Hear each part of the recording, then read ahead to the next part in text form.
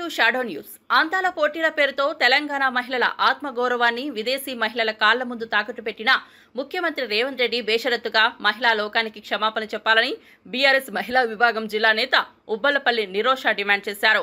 అందాల పోటీలకు వచ్చిన సుందరీమణుల కాళ్లను తెలంగాణ మహిళలతో కడిగించిన రేవంత్ రెడ్డిపై కేసు నమోదు చేయాలని కోరుతూ శుక్రవారం నిరోష ఆధ్వర్యంలో ఖమ్మం పోలీస్ కమిషనర్కు ఫిర్యాదు చేశారు.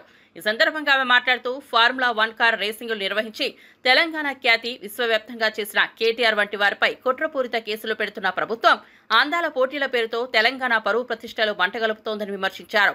బ్రిటిష్ కాలం నాటి బానిసత్వపు పాలనను మళ్లీ పునరావృతం చేస్తున్న కాంగ్రెస్ ప్రభుత్వ వైఖరి సరికాదన్నారు. తెలంగాణ ప్రభుత్వం అప్పుల్లో ఉందని చెప్పుకుంటున్న సీఎం హంగు ఆర్భాటాలతో అందాల పోటీలు నిర్వహించడానికి ఉత్సాహం చూపడంపై ప్రజల్లో తీవ్ర వ్యతిరేకత వస్తోందని చెప్పారు. ఈ కార్యక్రమంలో బీఆర్ఎస్ పార్టీ మహిళా కార్యకర్తలు పాల్గొన్నారు.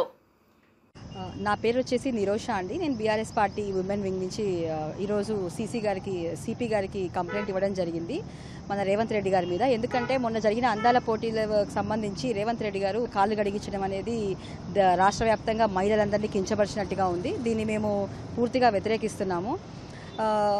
అది మన కార్ రేసింగ్ పెట్టి మన రాష్ట్రానికి ఇన్కమ్ తీసుకొచ్చిన రెవెన్యూ జనరేట్ చేసిన వాళ్ళ మీద ఏమో ఫ్యాబ్రికేటెడ్ కేసులు పెట్టేసేమో ఇలా చేశారు. ఇవాళ అందాల పోటీలు అనేవి ఆల్రెడీ మన సీఎం రేవంత్ రెడ్డి గారే చెప్తున్నారు మన రాష్ట్రం చాలా ఆర్థికంగా వెనకబడి ఉంది అని చెప్పేసి.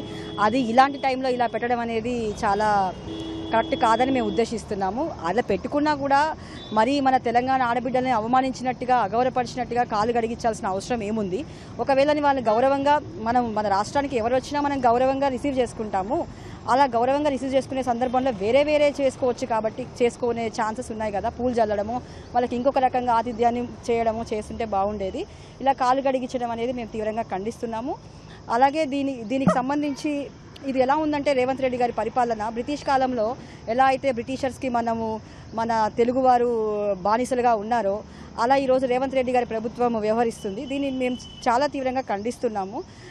ఈ సందర్భంగా నేను కోరుకునేది ఏంటంటే మన సీఎం రేవంత్ రెడ్డి గారు బహిరంగంగా తెలంగాణ ఆడపడుచులందరికీ క్షమాపణ చెప్పాలని నేను కోరుకుంటున్నాను.